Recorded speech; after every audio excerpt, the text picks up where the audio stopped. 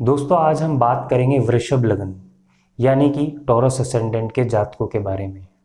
जैसे कि मैं अपने पिछले वीडियोस में भी बता चुका हूँ कि लग्न क्या है। जिस समय हमारा जन्म होता है उस समय ईस्ट साइड में जहाँ से सूर्य उदय होता है उस समय जो राशि उदय हो रही होती है वो हमारे फर्स्ट हाउस में सिचुएटेड हो जाती है और उसे ही हम लग्न कहते हैं।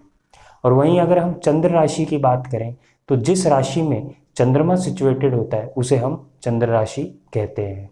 ये दोनों एक दूसरे से काफ़ी अलग होते हैं और अक्सर लोग इसमें काफ़ी कंफ्यूज रहते हैं। लग्न एक रोड मैप है, स्ट्रक्चर है, फाउंडेशन है जो हमें कुछ हद तक हमारे जीवन में हमारे नेचर, हमारे पेरेंट्स, हमारी मैरिज, हमारे इनकम एक्सपेंस के बारे में बताता है। हमें एग्जैक्ट प्रेडिक्शन के लिए ग्रहों की प्लेसमेंट, दशा, अंतरदशा, दूसरे चार्ट जैसे D9, D10, D12 इन सबको कंसीडर करके चलना चाहिए। उसी के बाद हम एक फाइनल रिजल्ट पे पहुंच सकते हैं। अब अगर हम वृषभ लग्न के जातकों के बारे में बात करें तो ये लोग होते कैसे हैं, क्योंकि ये शुक्र द्वारा रूल किए जाते हैं तो इनका नेचर काफ़ी इम्प्रेसिव होता है। ये लोग दिखने में स्मार्ट होते हैं, खाने पीने के शौकीन होते हैं और अपनी सेकंड लाइफ यानी आफ्टर 40 ये थोड़ा वेट भी पुट ऑन कर लेते हैं। इनका नेचर की बात करें तो ये थोड़े मूडी होते हैं और अगर जिस बात को ठान लेते हैं या जिस कार्य को करने की सोच लेते हैं वो कार्य ये करके ही रहते हैं। अब अगर जिस काम में इनका मन ना लगे तो हो सकता है लाख कोशिशों के बाद भी ये वो काम ना करें। इनकी सोच काफ़ी स्टेबल रहती है। ये लोग जो चीज़ सोच लेते हैं उसको करके ही रहते हैं। इनका ऐसा नहीं है दूसरे लग्नों की तरह कि अगर आज ये काम कर रहे हैं तो दूसरा काम कर रहे हैं। ये हर काम को सोच समझ के करते हैं और उसमें अपना टाइम लेते हैं, पूरा कैलकुलेशन करके ये उस काम में हाथ डालते हैं और ये काफ़ी हद तक उसके अंदर सक्सेस भी पा लेते हैं। इनके सेकंड हाउस की बात करें तो सेकंड हाउस हमें बताता है हमारी फैमिली, हमारे एंसेस्टर, हमारी वेल्थ। अब क्योंकि यहाँ पर मिथुन राशि आती है जो कि बुध द्वारा रूल की जाती है तो यहाँ पर क्या देखा गया है, इनके पेरेंट्स बहुत कैलकुलेटिव होते हैं और वैसे ही इनको संस्कार मिलते हैं। ये लोग ज़्यादा रिस्क लेना पसंद नहीं करते, अगर रिस्क भी लेते हैं तो बहुत कैलकुलेटिव लेते हैं।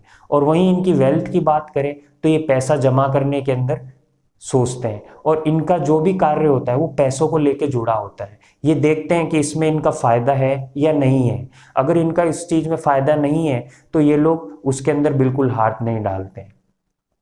थर्ड हाउस की बात करें तो थर्ड हाउस हमें बताता है कम्युनिकेशन के बारे में, भाई बहनों के बारे में। अब क्योंकि यहाँ पे चंद्रमा इनके थर्ड हाउस का रूलर बनता है तो यहाँ पर ऐसा देखा गया है कि ये कम्युनिकेटिव काफ़ी होते हैं और ये इम्प्रेसिव भी बहुत होते हैं। पर ये इनके मूड पे डिपेंड करता है। अगर इनकी इच्छा है इस व्यक्ति से बात करनी है तो वो बिल्कुल करेंगे और हो भी सकता है कि ये उससे बात ना करें, ये इनके मूड पे डिपेंड करता है। अब क्योंकि चंद्रमा एक चंचल प्लैनेट है और काफ़ी फ्लक्चुएट होता है तो वो इनके फोर्थ हाउस में भी दिखता है। इनके भाई बहनों से रिश्ते की बात करें तो क्योंकि ये चंद्रमा के रूलर है तो चंद्रमा एक शीतलता को भी बिलोंग करता है तो उनसे इनका व्यवहार काफ़ी अच्छा रहता है, बहुत सॉफ्ट स्पोकन बनाता है इनको और इनके रिश्ते उनसे काफ़ी अच्छे बनाता है। अब इनके फोर्थ हाउस की बात करें तो फोर्थ हाउस क्या डिनोट करता है, फोर्थ हाउस डिनोट करता है भूमि, मकान, सुख, वाहन। फोर्थ हाउस का रूलर बनता है सूर्य। सूर्य क्या है, सूर्य एक प्राइड है, सूर्य एक किंग है। तो वहीं पे इनके हाउस में भी ऐसा ही दिखता है। ये लोग अपने घर के अंदर काफ़ी डोमिनेटिंग रहते हैं या फिर ऐसा कह सकते हैं कि इनके घर में इनकी वाइफ या इनके बच्चे वो इनको फॉलो करते हैं या फिर ये अपनी बात उनके सामने मनवा कर ही रहते हैं। अब यहाँ पे सूर्य की पोजीशन को हमको कंसीडर करके चलना चाहिए। लाइफ में ये लोग काफ़ी प्रॉपर्टीज़, क्योंकि ये वेल्थ में अच्छे होते हैं तो ये अपनी प्रॉपर्टीज़, मकान भी काफ़ी अच्छी तरीके से बना लेते हैं। अगर सूर्य की पोजीशन थोड़ी सी भी नेगेटिव है या किसी दोष के कारण वो पीड़ित है तो यहाँ पे इसके विपरीत परिणाम भी देखे जा सकते हैं। फिफ्थ हाउस की बात करें तो फिफ्थ हाउस हमें बताता है हमारे बच्चों के बारे में, हमारी एजुकेशन के बारे में, क्रिएटिविटी के बारे में। तो क्योंकि ये खुद शुक्र द्वारा रूल किए जाते हैं और फिफ्थ हाउस इनका रूल किया जाता है बुध द्वारा तो यहाँ पे इनको बहुत क्रिएटिव बनाता है। इनकी एजुकेशन भी काफ़ी अच्छी होती है, हायर डिग्रीज जैसे MBA PhD इनका इंटरेस्ट इनमें काफ़ी रहता है। और यही चीज़ इनके बच्चों में भी देखी जाती है, इनके बच्चे काफ़ी इंटेलिजेंट होते हैं और ये भी कोशिश करते हैं कि उनको अच्छे संस्कार दिए जाए और अच्छी एजुकेशन दी जाए। यहाँ पे बुध की पोजीशन हमको कंसीडर करके चलनी चाहिए। 6th हाउस की बात करें तो 6th हाउस हमें दर्शाता है रोग, ऋण, शत्रु, सर्विस को।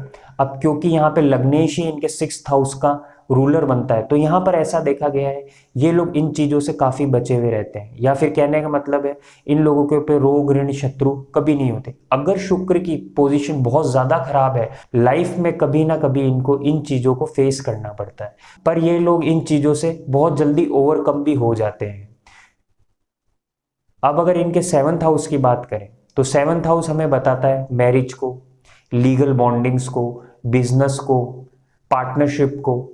अब यहाँ पे मंगल द्वारा इनके 7th हाउस को रूल किया जाता है, तो यहाँ पर ऐसा देखा गया है एक तो इनको बहुत अच्छा पार्टनर बनाता है, चाहे इनका वाइफ हो चाहे या हस्बैंड हो, ये लोग अपने पार्टनर के साथ बहुत अच्छा पेश आते हैं और एक घर गृहस्थी या फिर ऐसे कह सकते हैं कि ये हर चीज को मैनेज करके चलते हैं। पर अगर मंगल की पोजीशन खराब है तो इनके विपरीत इनको इनका लाइफ पार्टनर मिल सकता है। इनका लाइफ पार्टनर थोड़ा एग्रेसिव या अपनी बात मनवाने के अंदर रह सकता है।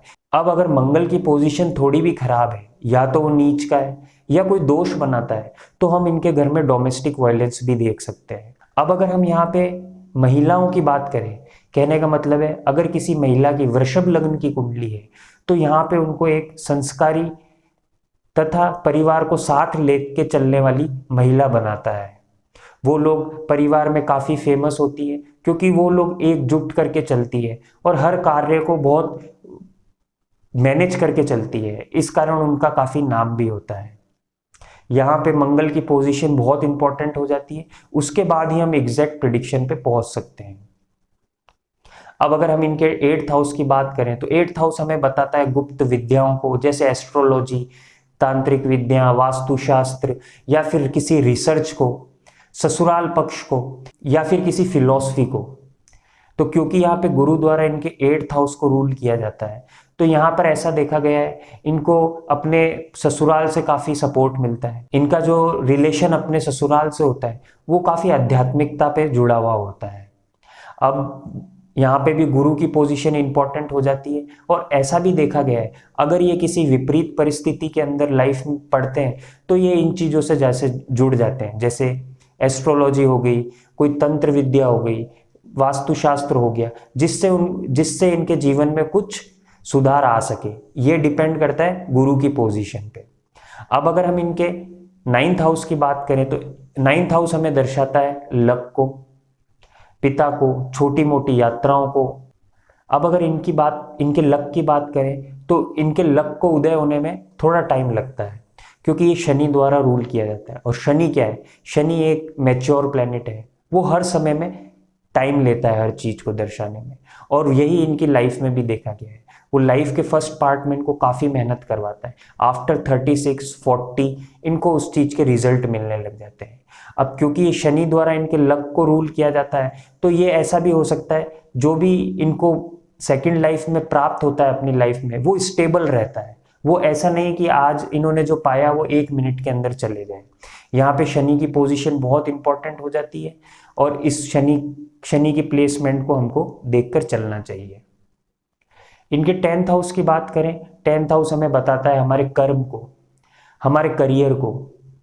अब क्योंकि यहाँ पर भी इनके शनि द्वारा इनके 10th हाउस को रूल किया जाता है तो यहाँ पर ऐसा देखा गया है ये लोग काफी क्रिएटिव हो जाते हैं। ये लोग कंस्ट्रक्शन के काम में काफी अच्छा काम करते हैं, जैसे इंटीरियर डिजाइनर्स, आर्किटेक्ट्स या फिर कोई रियल इस्टेट जो क्रिएटिविटी के साथ कंस्ट्रक्ट करता है। यहाँ पे इन चीजों से इनको काफी जुड़ाव कर देता है क्योंकि इनका 5th हाउस भी क्रिएटिविटी को डिनोट करता है। तो यहाँ पे इनको बहुत अच्छा संगीत को पसंद करने वाला या फिर संगीत से जुड़े रहना, यहाँ पर इनको काफी अच्छा एक्टर भी बना सकता है और कहें तो डायरेक्टर भी बन सकते हैं। अब ये डिपेंड करता है शनि की पोजीशन पे। अब इनके 11th हाउस की बात करें तो 11th हाउस हमें डिनोट करता है हमारी इनकम को, हमारी इच्छाओं को, हमारे सोशल लाइफ को। अब ये सोशली काफ़ी एक्टिव होते हैं और इनके काफ़ी अच्छे दोस्त भी देखे गए हैं, क्योंकि ये गुरु द्वारा इनके 11th हाउस को रूल किया जाता है। तो ये सोशली फेमस होने के कारण, क्योंकि ये काफ़ी इम्प्रेसिव होते हैं, शुक्र द्वारा रूल किए जाते हैं, और ये लोग काफ़ी अच्छी तरीके से लोगों की प्रॉब्लम को भी सॉल्व कर देते हैं, क्योंकि ये एक तरफ देखा गया है कि ये मनी माइंडेड भी होते हैं। अगर किसी को फाइनेंशियल प्रॉब्लम हो जाए तो ये उन फाइनेंशियल प्रॉब्लम का भी सॉल्यूशन बहुत अच्छा निकालते हैं। अब इनकी इनकम की बात करें, गुरु डिनोट करता है बड़ी चीज़ों। जब इनकी लाइफ के अंदर ऐसा फेस आता है, जब इनको सक्सेस मिलने लग जाती है, तो ये काफ़ी धन अर्जित कर लेते हैं। अब यहाँ पे गुरु की पोजीशन को हमको कंसीडर करके चलना चाहिए, उसके बाद ही हम एक एग्जैक्ट प्रिडिक्शन पे पहुंच सकते हैं। 12th हाउस की बात करें तो 12th हाउस डिनोट करता है हमारे मोक्ष को, वैराग्य को, आइसोलेशन को, हमारे खर्चों को, ऐसी जगह जो हमें इस सांसारिक जीवन से अलग करती है, जैसे जेल हो गए, हॉस्पिटल्स हो गए, आश्रम्स हो गए। अब क्योंकि यहाँ पे मंगल द्वारा इनके 12th हाउस को रूल किया जाता है, तो यहाँ पर देखा गया है ये हर चीज में प्रैक्टिकल रहना पसंद करते हैं, या फिर ऐसा भी कह सकते हैं ये लोग अगर आध्यात्मिक को लेकर है, मोक्ष को लेकर है, तो ये लोग बहुत प्रैक्टिकल रहते हैं। अब क्योंकि यहाँ पे इनके 12th हाउस को मंगल द्वारा रूल किया जाता है, और वृषभ लगन वाले काफी प्रैक्टिकल लोग होते हैं, उनको हर चीज मानने के लिए रीजंस चाहिए होते हैं। अगर वो किसी वैराग्यता, मोक्ष की तरफ जुड़ते भी हैं, तो उनको उस चीज पे विश्वास होना चाहिए और उनके रीजन एकदम सटीक होने चाहिए, तभी वो इन चीजों में जुड़ सकते हैं। इनके एक्सपेंस की बात करें, क्योंकि ये कैलकुलेटिव होते हैं और वेल्थ के ऊपर ज़्यादा ध्यान देते हैं, तो कभी कभार अगर मंगल की पोजीशन सही नहीं है तो इनको बड़े लॉसेस भी लग सकते हैं। अब यहाँ पर हमें सभी ग्रहों की प्लेसमेंट, दशा, अंतरदशा, नक्षत्र, इन सबको कंसीडर करके चलना चाहिए, तभी हम एग्जैक्ट प्रिडिक्शन पे पहुंच सकते हैं। ये सिर्फ एक रोड मैप है, ये हमें सिर्फ एक झलक दिखाता है कि वृषभ लग्न के लोग कैसे हो सकते हैं, लेकिन एग्जैक्ट प्रिडिक्शन के लिए हमें दूसरी सभी चीजों को कंसीडर करके चलना चाहिए। तो दोस्तों, ये था मेरा एक पॉइंट ऑफ व्यू वृषभ लग्न के जातकों के बारे में। अगर आपको मेरा वीडियो पसंद आया तो प्लीज लाइक करें, शेयर करें और सब्सक्राइब करें।